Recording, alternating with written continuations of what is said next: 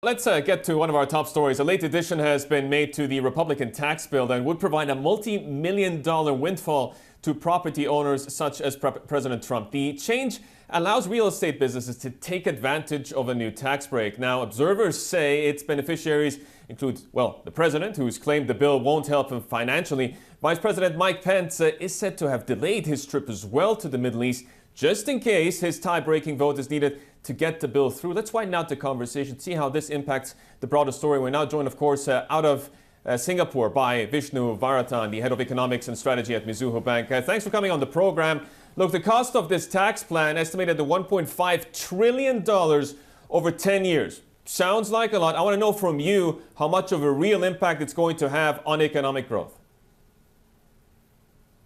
Well, our earlier estimates suggested that the impact to the U.S. economy would be to the tune of 0.2 to 0.3% of GDP. Of course, these numbers are very difficult to firm up because you make too many assumptions about what firms would do with some of the excess cash and how that's going to multiply through the economy.